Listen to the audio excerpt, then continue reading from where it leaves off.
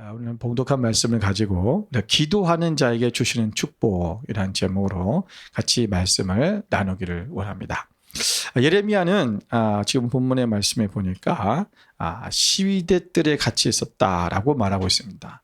시위대 뜰이라고 하는 것은 그냥 뜰에 있었다는 얘기가 아니라 감옥에 있었다는 얘기입니다. 우리가 예언자로서 하나님의 말씀을 온전하게 전했지만 왕과 백성들은 그의 말을 무시했고 그를 가두었습니다. 그리고 바벨론 군대가 실제적으로 예루살렘을 포위하고 이제 도시는 황폐해지고 있었습니다. 여러분, 이 시위대 뜰이라는 것은 예레미야의 입장에서 있을 때는 고난입니다. 바로 고난의 장소라는 거죠.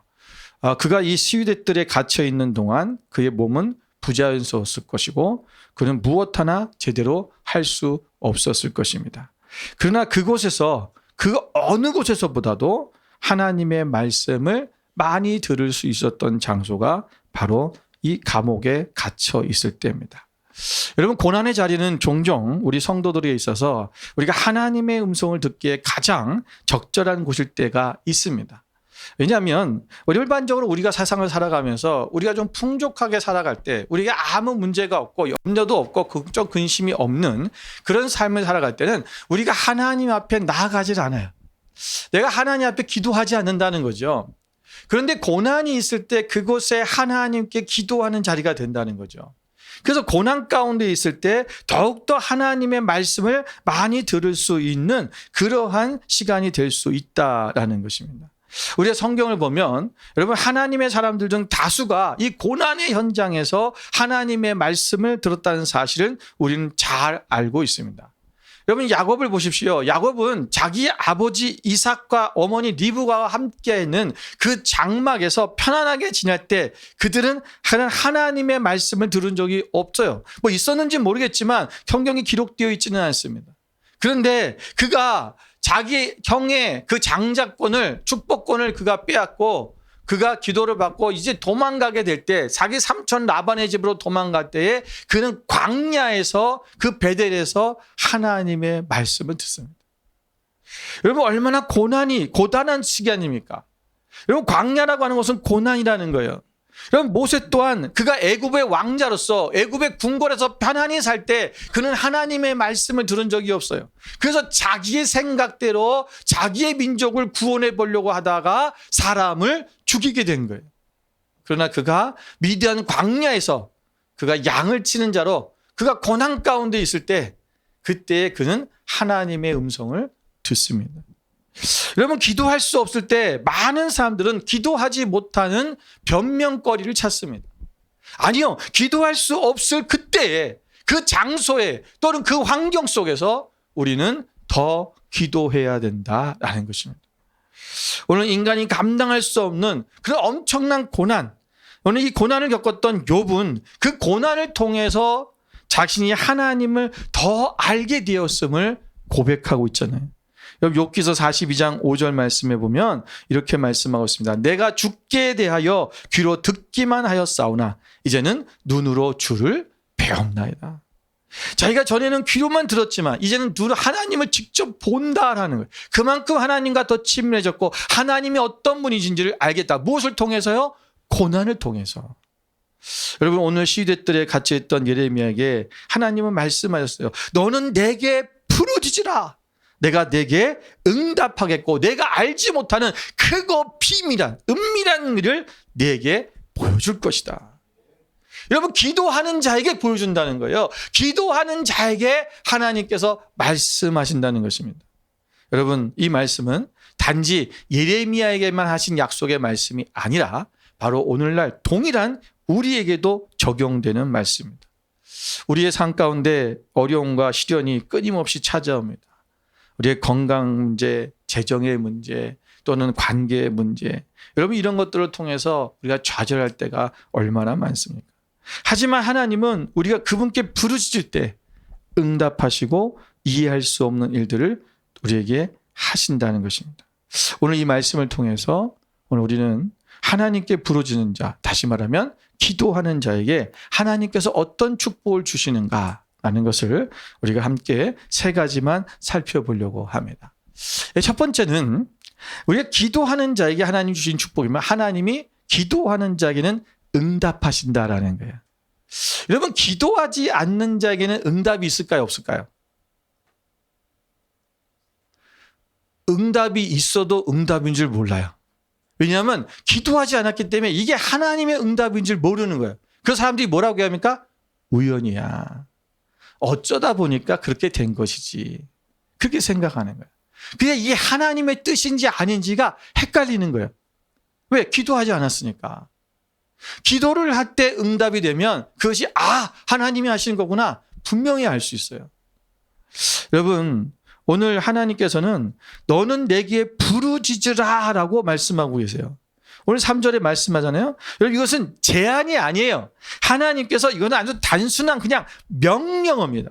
그 명령인 것 동시에 초청하는 거예요.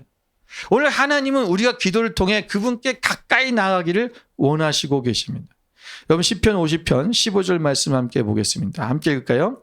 환난 날에 나를 부르라. 내가 나를 건지리니 내가 나를 영화롭게 하리라. 환난 날에 하나님을 부르라고 그랬어요. 그러면 하나님께서 우리를 어떻게 해요? 건져주시겠다. 내가 너를 영화롭게 할 것이다. 여러분, 부르짖는 자에게 반드시 하나님이 응답하신다는 거예요. 자, 그런데 오늘 2절의 말씀에 보면 하나님께서 이 응답하시겠다고 부르짖으라는 말씀을 하시면서 그 앞에 이렇게 말씀하셔서 일을 행하시는 여호와 그것을 만들며 성취하시는 여호와 그의 이름을 여호와라 하는 이가 이와 같이 이르시다.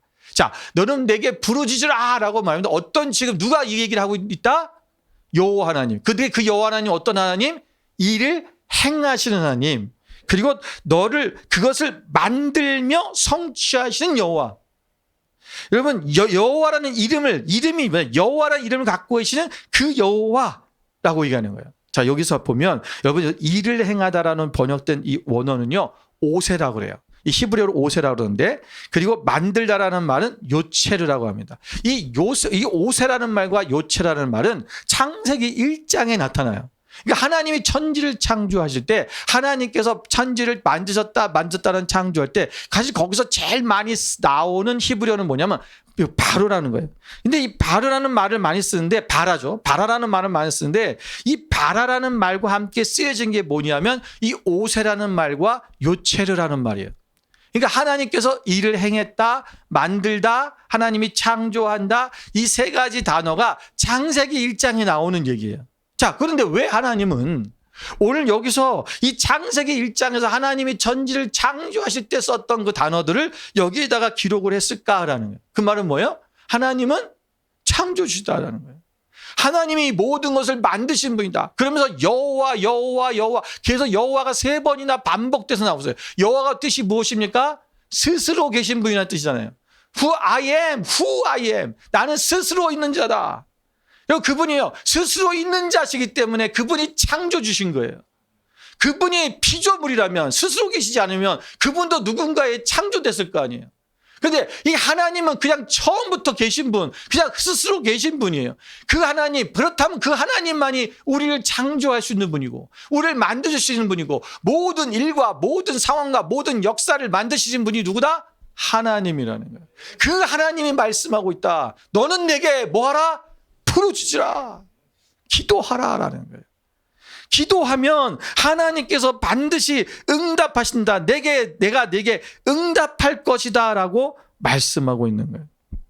저는 그래서 제가 기도할 때, 특별히 저는 그 환자들을 기도할 때, 치유의 기도를 할 때 이렇게 기도를 많이 합니다. 하나님, 창조적 회복이 일어나게 해주십시오. 왜냐하면 하나님이 창조할 때, 우리를 창조할 때 하나님은요, 우리를 처음 조성하실 때 하나님은 가장 아름답고 건강하게 만드신 거예요.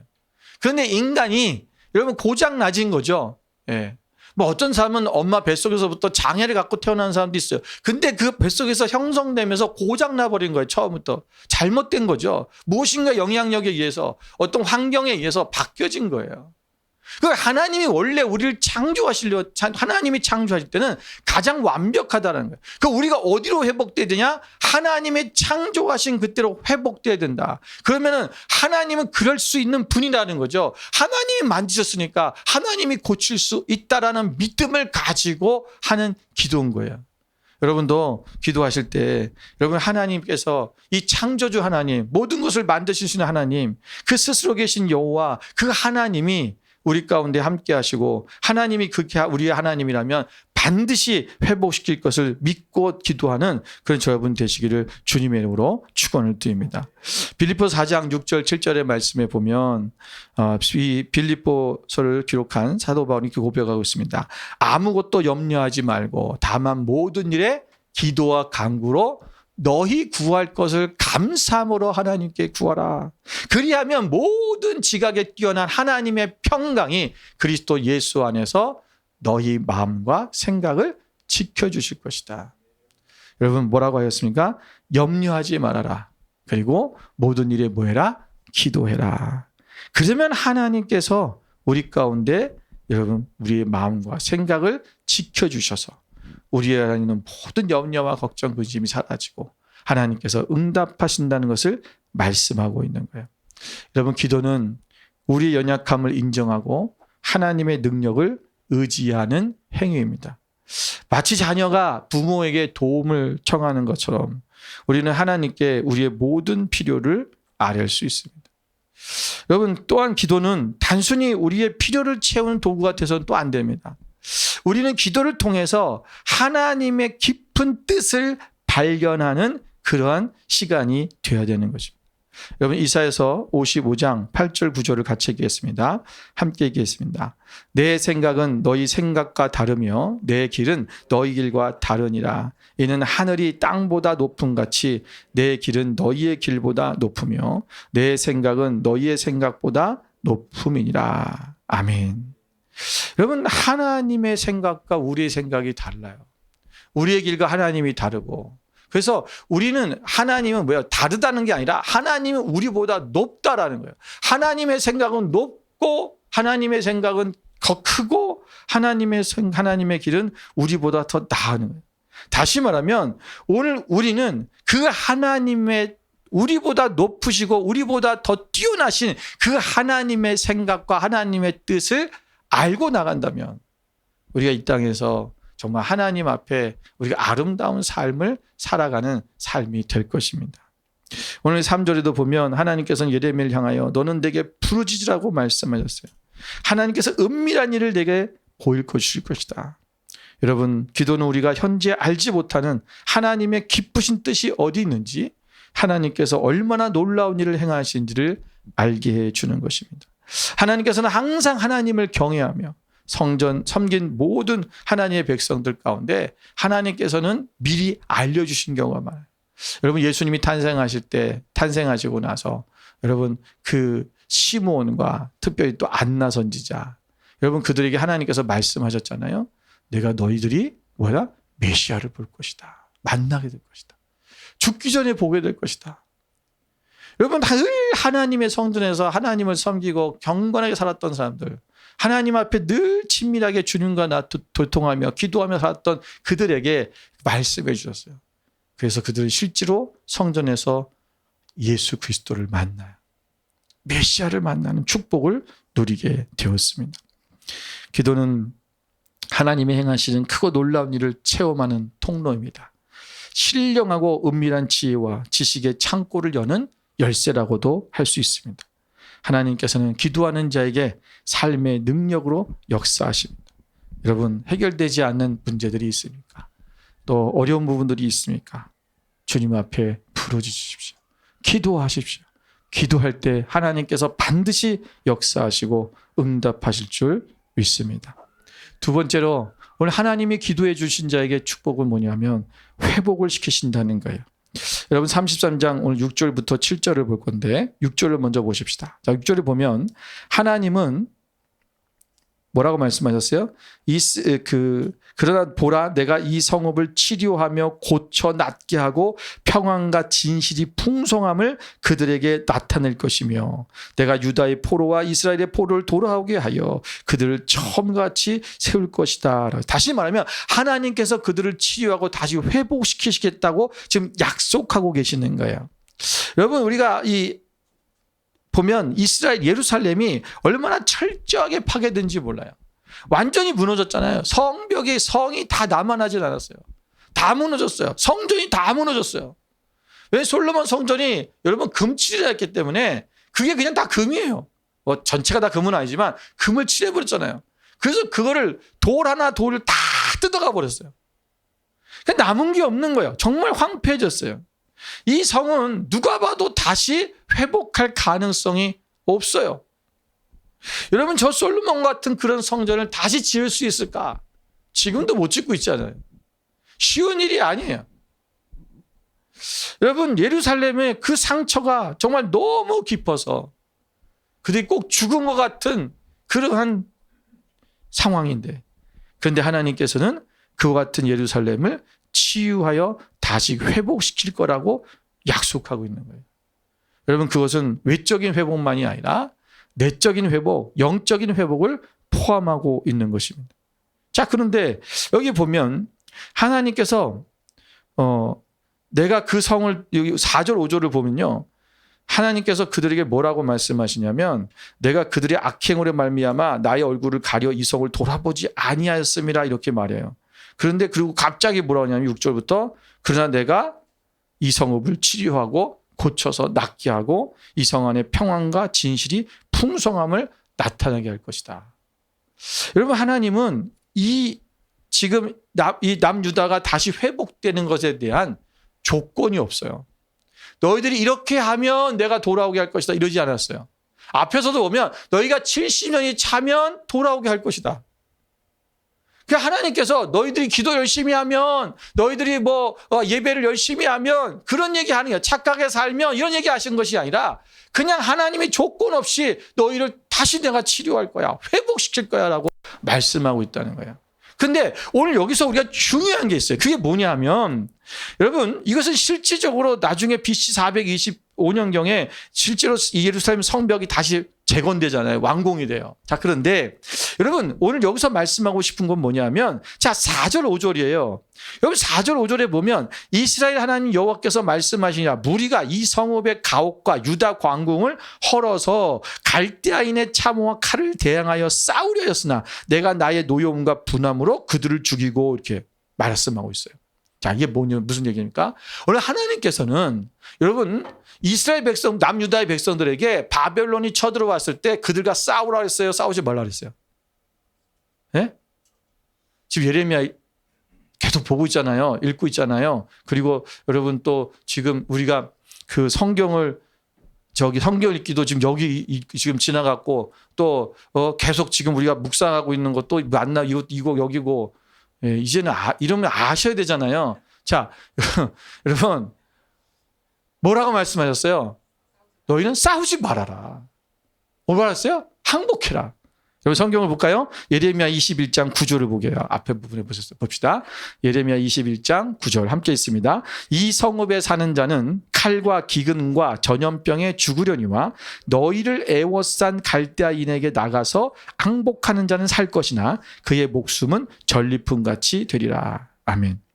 여러분, 하나님께서는 예레미야 선지자를 통해서 싸우지 말라 그랬어요. 항복해라 그랬어요. 지금 하나님이 말씀하셨잖아요. 자, 오늘 기도하는 자 예레미야는 하나님이 지금 우리를 어떻게 하실 것인지 알아요. 여러분, 우리가 전쟁이 났는데 싸우지 말라 그러는 것을, 이것이 우리의 이성적으로 또는 상식적으로 또는 우리의 인간사 속에서 우리가 생각할 때 우리가 이것이 싸우지 않는 게 맞는 일이에요? 싸우는 게 맞는 일이에요? 싸우는 게 맞는 일이잖아요. 기도하지 않는 자는 세상적 방법대로 사람들의 그런 전통대로 살아요. 그러나 기도하는 자는 하나님이 말씀하신 대로 해요. 여기서 나가서 싸웠던 자들은 하나님의 회복을 경험할 수 있을까요? 없을까요? 못했어요. 기도하는 자만이 하나님이 회복하시고 치료하시는 역사를 경험하는 거예요. 오늘 이것은 우리가 싸워서 낼 일이 아니라 하나님께서 회복시키신다는 거예요. 그걸 기도해야지만이 알아요. 지금 이 엄청난 일이 내 삶 가운데 묵직하게 다녀왔는데 내가 이것을 어떻게 해결할까? 그거 하나님이 하신다니까요. 그것을 기도하는 자만이 알아요. 기도하는 자이기 때문에 그들은 하나님의 말씀대로 행하고 나가니까 그 어려움과 고난과 그런 두려움 모든 상황들을 극복하고 넘어가고 돌파하고 이겨내는 거예요. 그렇지 않으면 결국은 인간의 방법으로 하다가 비참하게 생을 마감하는 거예요. 여러분, 오늘 예레미야는 기도하는 자였습니다. 하나님이 회복하실 것을 분명히 믿고 있었어요. 오늘 그 하나님의 회복, 그것이 오늘 우리 가운데 있을 것입니다. 여러분, 요한복음 14장 27절에 예수님께서 이렇게 말씀하세요. 평안을 너희에게 끼치노니 곧 나의 평안을 너희에게 주노라. 내가 너희에게 주는 것은 세상이 주는 것과 같지 아니하니라. 너희는 마음에 근심하지도 말고 두려워하지도 말라. 여러분, 예수님이 주시는 평안, 나의 평안을 너에게 준다 그랬어요. 여러분, 예수님 앞에 우리가 기도하며 주님 앞에 나가는 자는 이 주님이 주시는 평안이 우리 가운데 있을 거예요. 여러분, 주님의 주신 평안이 뭘까요? 여러분, 주의 평안이 뭐죠? 나의 평안을 준다 그랬어요. 여러분, 주님이 우리에게 주신 평안이 뭐예요? 여러분, 주님께서 우리에게 주신 평안이 있어요. 근데 많은 사람들이 그 평안을 못 누리고 살아요. 그게 뭐예요? 구원이죠. 여러분, 예수님께서 우리에게 주신 진정한 평안은 뭐냐면 구원이에요. 여러분, 이 세상에서 평안이 있습니까? 여러분, 이 세상에서 평안이 있어요? 참된 평안이 없어요. 우리가 잠시 기분이 좋을 땐 있어요. 우리의 마음, 우리의 육체에서 아드레날린이 폭발해가지고 잠시 흥분되거나 기분이 좋거나 그래서 도파민이 생겨가지고 행복해라고 느낄 때도 있어요. 그런데 여러분, 진정한 평안이 아니잖아요. 우리의 진정한 평안은 어디 있어요? 하나님 나라에 있어요. 우리가 그 평안을 누리려면 예수 그리스도를 믿는 거예요.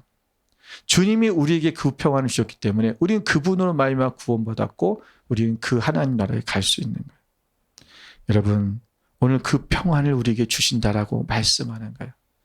오늘 이 땅에 살아가면서 여러분, 우리가 힘들잖아요. 어렵잖아요. 그때 우리는 하나님 나라를 생각하는 거예요. 우리는 이 땅에 이 땅에 영원히 살 존재들이 아니에요. 여러분, 그러실 거면 저 좀 알려주세요. 근데 알려줘도 안 있을 거예요. 갈 거예요, 난 하나님 앞에. 거기가 더 좋아요. 여러분, 하나님께서 오늘 우리 가운데 이런 회복을 주신다. 이것을 회복을 정말 이 평안을 느낄 수 있는 사람은 누구냐? 기도하는 자에게. 오늘 하나님은 우리 개인뿐 아니라 우리 공동체 전에게도 회복되기를 원하십니다. 이스라엘의 회복은 단지 한 민족의 부활이 아니라 하나님의 영광을 열방에 드러내는 일이었습니다. 오늘 우리 교회와 가정이 이렇게 회복되기를 원하고 하나님 앞에 간절히 기도하시길 바랍니다.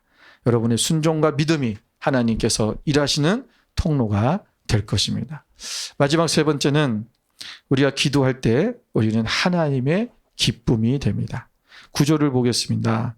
마지막 구절을 보면 이 성읍이 세계 열방 앞에서 나의 기쁜 이름이 될 것이며 찬송과 영광이 될 것이요 그들은 내가 이 백성에게 베푼 모든 복을 들을 것이요 내가 이 성읍에 베푼 모든 복과 모든 평안으로 말미암아 두려워하며 떨리라. 여러분, 한마디로 말하면 오늘 이 하나님의 백성들이 하나님께서 다시 그들이 하나님의 기쁨이 되게 하신다라고 말씀하고 있어요.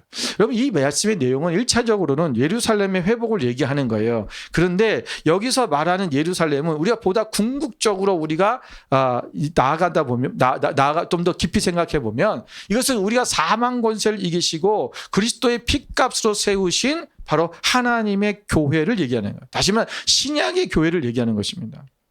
여러분, 우리가 하나님께서 세우실 이 신약 교회가 세계 열방 가운데서 하나님의 기쁨이 되고 하나님께 영광이 되는 그러한 교회가 될 것이라는 것을 말씀하고 있는 거죠. 여러분, 사도행전을 보면요, 여러분, 하나님의 교회, 이 신약의 교회가 언제 우리 이 땅에 세워졌습니까? 어떤 사람들은 예수님 때부터가 교회가 시작됐다라고 얘기하는 사람도 있고, 그리고 어떤 이제 학자들은 우리가 주로 얘기하는 게 뭐냐면 오순절 성령 강림부터 시작을 얘기를 하잖아요. 오순절 성령 강림 때 그때 뭐 한 거예요? 기도했다라는 거예요. 기도할 때 하나님의 성령의 역사가 그곳에 임하였고, 그리고 하나님의 신약의 교회가 시작이 됐어요. 오늘 우리가 여러분 하나님 앞에 기도할 때 놀라운 역사가 교회 가운데 나타나고 그 교회가 하나님이 주신 기적과 표적과 여러 가지 역사를 통해서 하나님의 나라, 하나님의 영광을 드러내는, 그래서 하나님의 기쁨이 되는 존재가 되었다라는 거예요. 그래서 하나님의 교회는 하나님의 기쁨이 되는 거예요. 여러분 사도행전 2장 47절에 보면 하나님을 찬미하며 또 온 백성의 칭송을 받으니 주께서 구원받는 사람을 날마다 더하게 하시니라 라고 말씀했어요.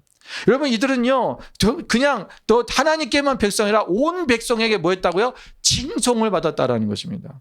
오늘 그들이 하나님 앞에 영광이 되었다. 그래서 모든 백성들이 그것을 보게 될 것이다 라는 거예요. 그리고 도리어 그들을 이제 두려워하게 될 것이다. 여러분 왜 세상이 교회를 괴롭힐까요? 왜 여러분 세상은 여러분 다른 종교인들에 대해서는 탄압하지 않아요. 그런데 신기하게도 교회에 대해서는 탄압을 하고 박해를 하고, 여러분 어떤 나라든 간에 왜 교회에 대해서 이렇게까지 할까요? 두려워서 그런 거예요. 왜냐하면요 교회는 세상을 바꿔버리거든요. 그러니까 독재자들, 대부분 독재자들, 공산주의자들 이런 사람들은 다 뭐예요? 교회를 싫어하게 돼 있어요. 왜? 자꾸 세상을 바꾸려고 하니까. 독재 안 된다고 얘기하니까, 평등하다 얘기하고 모든 것이 하나님 나라라고, 하나님의 주인이라고, 하나님 왕이시라고. 그러니까 모든 세상의 왕이나 지금 현재 있는 모든 뭐 대통령이든 뭐 중국이 뭐 마찬가지잖아요. 다 왜 싫어해요? 그것 때문에 그런 거예요. 오늘 그들이 두려워하는 이유가 있어요. 교회는 생명을 살리고 생명을 일으키기 때문에 그래요. 그러니까 교회를 두려워하는 거예요. 이게 교회예요. 여러분 기도할 때 성령님이 임하고, 기도할 때 성령님께서 임하시고 기도할 때 능력이 생겨요. 기도하는 자만이 하나님의 뜻을 알게 되고 하나님이 원하신 일을 할 수 있게 되는 거예요. 여러분 교회가 하나님이 기뻐하시는 일을 할 때 하나님의 찬송과 영광을 올려드릴 수 있게 되는 것입니다. 그래서 고린도전서 10장 31절에 뭐라고 했습니까? 그런즉 너희가 먹든지 마시든지 무엇을 하든지 하나님의 영광을 위하여 하라. 여러분 우리가 하나님 앞에 정말 주님의 뜻이 원하는 것이 무엇인가를 바라보며 날마다 하나님의 뜻을 위해 살아가는 그러한 삶이 우리 가운데 이루어져야 될 것입니다. 하나님께 영광이 되는 삶. 제가 지난주에 저희가 좀 영상을 찍고 있기 때문에 자세하게 말씀을 못 드리는데 제가 기도한 게 있었어요. 기도한 게 뭐냐면 우리 교회가 재정적으로 좀 많이 어려워요. 그러다 보니까 그 하나님 앞에 하나님께 계속 기도하고 있었는데 갑자기 어떤 분이 저에게 제안을 하셨어요. 무슨 제안이냐면 우리 교회에게 도네이션을 하겠다는 거야. 근데 그 금액이 제가 기도하는 지금 그 금액이에요. 우리 교회가 너무 필요한. 그런데 이게 방법에 있어서 조금 문제가 있어요. 근데 어떻게 생각하면 별 문제가 없어요. 법적으로 문제가 하나도 없어요. 근데 제가 이 법적으로 좀 알아봤거든요. 알아봤는데 법적으로는 문제가 되지 않을 수 있어요. 않겠더라고요. 그런데 제가 기도하면서 이런 생각이 들어요. 이게 뭐냐면 이게 법적으로는 괜찮아. 세상적인 법적으로 괜찮으면 괜찮은 건가. 근데 이게 기도했던 거잖아요. 기도했던 건데 응답이 됐어요. 근데 응답이 됐는데 이것이 정말 하나님이 지금 주신 응답인가? 아니면 유혹인가? 이게 시험인가?